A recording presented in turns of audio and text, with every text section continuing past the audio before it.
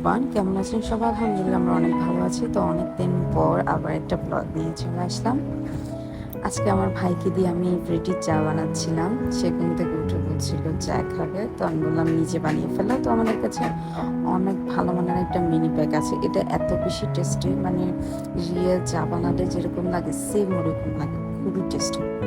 যাই হোক, এরপরে সবাই রুটি আর আলু ভাজি খেলো, আমি রুটি বানিয়েছিলাম।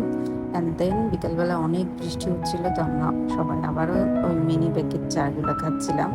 এগুলো এত সুন্দর কালার আসে আর এত ভালো টেস্ট আসে।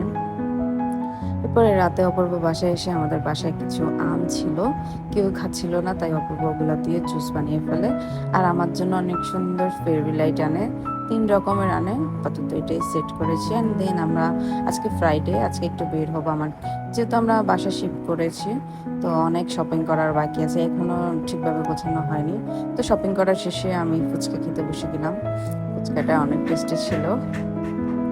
এরপরে আমার আব্বু আম্মু আসলো আমার নতুন বাসায়, তারা ফার্স্ট এসেছে। সো যাই হোক, আসার সময় তো আমার জন্য অনেক কিছু নিয়ে আসছে। আম্মুর বাগানের তরকারি, তারপরে হচ্ছে মাসাবের জন্য মুরগির বাচ্চা, আমাদের জন্য দেশি মুরগি, মানে অনেক অনেক জিনিস। আবার আম্মু দুধ নিয়ে আসছে, ওরা নিজেরাই দুধ কিনে খায়, তবুও আমার জন্য নিয়ে আসে। এরপরে হচ্ছে আমরা ছাদে যাই আম্মুদেরকে নিয়ে। আর এটা হচ্ছে আমাদের নতুন বাসার ছাদ, অনেক সুন্দর আর অনেক খোলামেলা।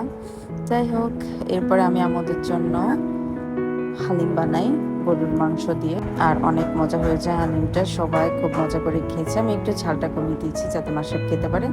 এরপর অপূর্ব রাতে আসার সময় কলিজের সিঙ্গারা আর চিকেন বল নিয়ে আসে। কলিজের সিঙ্গারাটা রিসেন্টলি আমার অনেক বেশি ফেভারিট, তাই এখন 2 দিন পর পরে নিয়ে আসে। একটু পর আমি ওর জন্য চিপস ভেজে দিই আর ও সেটাই খাই। সো পরবর্তী দেখার জন্য অনেক অনেক থ্যাংকস, আল্লাহ হাফিজ।